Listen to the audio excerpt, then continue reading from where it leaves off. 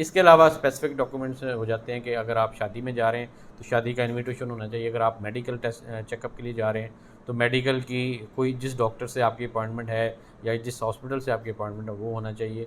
और इसके अलावा जो भी आपकी अगर आपको बिज़नेस से प्लान है तो बिज़नेस के रिलेटेड जो भी आपकी मीटिंग है उसकी आपके पास इन्विटेशन होना चाहिए।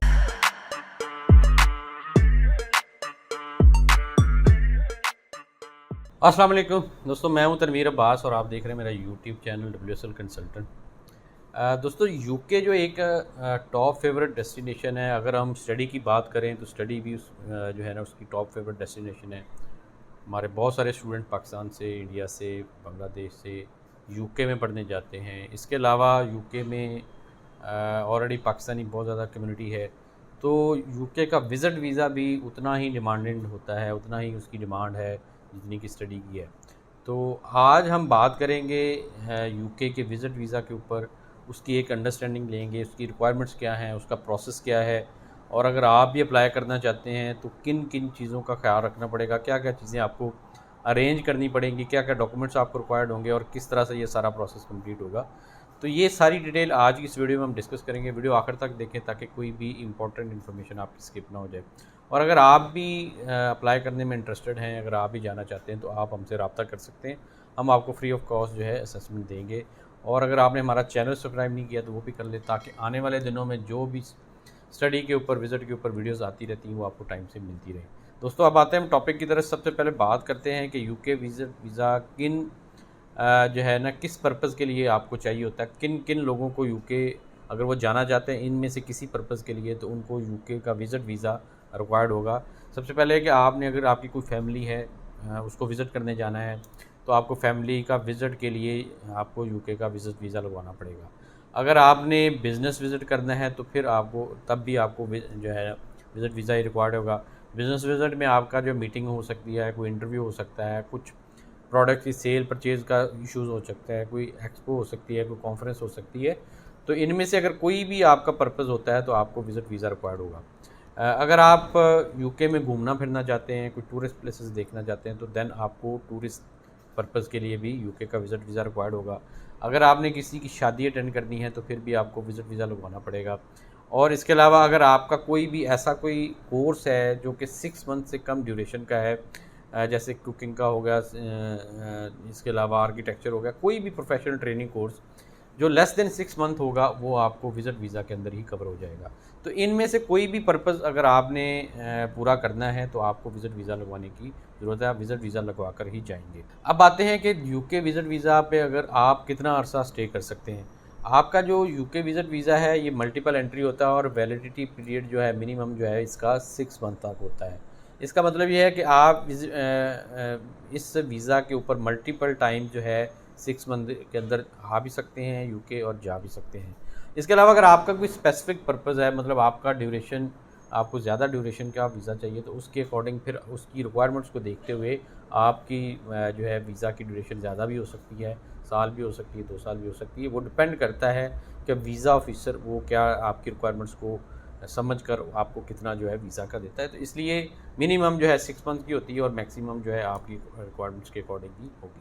अच्छा, अब आते हैं कि यूके अगर वीज़ा आपने अप्लाई करना है तो उसकी जनरल सी रिक्वायरमेंट्स क्या हैं। एक तो आपका पर्पज़ डिफरेंट हो सकता है, मतलब आप बिज़नेस विज़िट पे जा रहे हैं तो उसकी डिफरेंट हो सकती हैं। अगर आप किसी शादी के लिए जा रहे हैं या आप किसी अपनी मेडिकल जो है चेकअप के लिए जा रहे हैं तो उसकी भी डिफरेंस रिक्वायर होती है। लेकिन जो ओवरऑल मैं बताऊँगा कि जनरल रिक्वायरमेंट्स जो है सबके लिए जो लगेंगी वो कौन सी होंगी। आपको एक वैलिड पासपोर्ट चाहिए जिसके अंदर ब्लैंक पेज भी हो और कम से कम वैलिडिटी जो है उसकी 1 मंथ होनी चाहिए। इसके अलावा आपने वीज़ा एप्लीकेशन फॉर्म फिल करना है और सब सपोर्टिंग डॉक्यूमेंट्स उसके साथ आपको लगाने पड़ेंगे ताकि आपका प्रोसेस स्टार्ट हो सके। आपको पासपोर्ट साइज़ पिक्चर्स चाहिए होंगी, प्रूफ ऑफ ट्रैवल अरेंजमेंट्स चाहिए जिसमें आपकी फ़्लाइट टिकट्स है, ट्रैवल प्लान है, होटल बुकिंग, ये सारी चीज़ें हैं।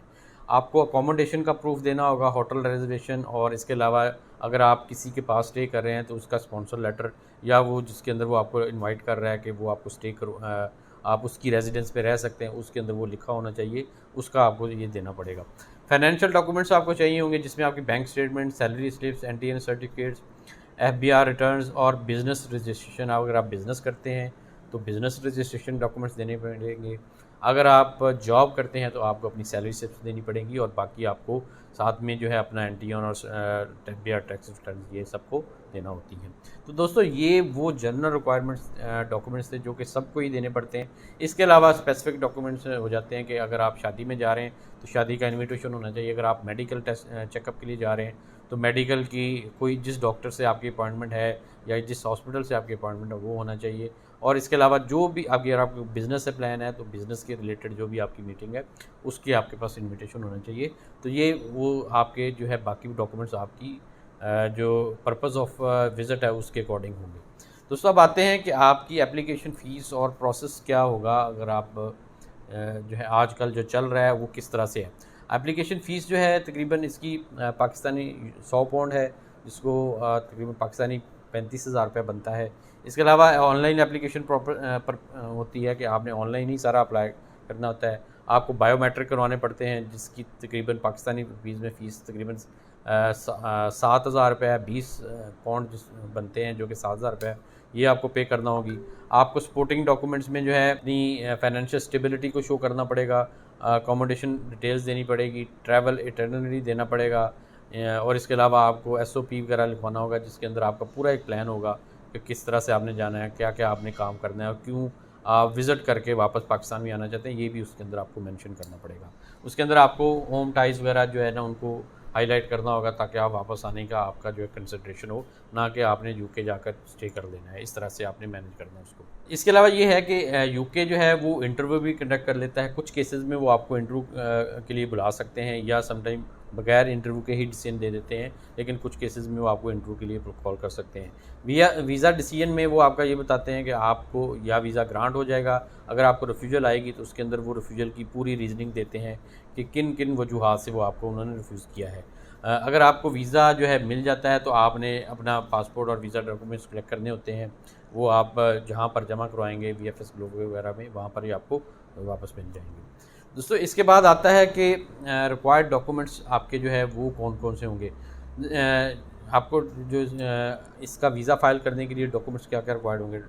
आपको जो है आपने अपनी बैंक स्टेटमेंट देनी है, ट्रैवल डेट्स देनी है, आपने SOP लिखना है, उसके अंदर अपने ट्रैवल डेट्स और प्लान देना है। इसके अलावा आपने अपनी जो विज़िट है उसका एस्टिमेटेड कॉस्ट आपने बतानी है, आपने अपनी एनुअल इनकम देनी है। इसके अलावा आपने पुलिस करैक्टर सर्टिफिकेट देना है।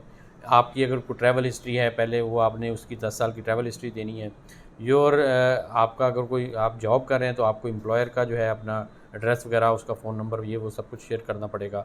अगर आपको 6 मंथ से ज़्यादा का टाइम विज़िट कर रहे हैं तो फिर आपको TB टेस्ट भी करवाना होगा। 6 महीने से कम में आपको TB टेस्ट की ज़रूरत नहीं होती, लेकिन 6 मंथ से ज़्यादा में आपको TB टेस्ट की ज़रूरत होती है। दोस्तों ये थी एक इन्फॉर्मेशन जो कि मैंने UK विज़िट वीज़ा के ऊपर आपको दी है। इसके ऊपर आपका रिस्पांस देखते हुए इसके अंदर आपकी अगर आप मज़ीद इसके बारे में जानना चाहते हैं तो नेक्स्ट जो वीडियो हम इसके ऊपर करेंगे उसमें आपको मैं टिप्स भी बताऊंगा और कुछ ट्रिक्स बताऊंगा किस तरह से आपने अप्लाई करना है ताकि आपके सक्सेस के ज़्यादा से ज़्यादा चांस हों। इसलिए इस वीडियो को आप कमेंट भी करें, इसके ऊपर आप शेयर करें चैनल, और इसको जो है आप जितना आपकी इसके अंदर देखेंगे कि कितना आपका इंटरेस्ट है उसके अकॉर्डिंग ही हम नेक्स्ट वीडियो इसके ऊपर करेंगे। दोस्तों उम्मीद करता हूँ आपको वीडियो पसंद आई होगी। पसंद है इसको लाइक और शेयर कीजिएगा। मज़ीद वीडियोज़ के लिए आप हमारा चैनल भी सब्सक्राइब कर सकते हैं। इसके साथ ही इजाज़त चाहता हूँ। अल्लाह हाफ़िज़।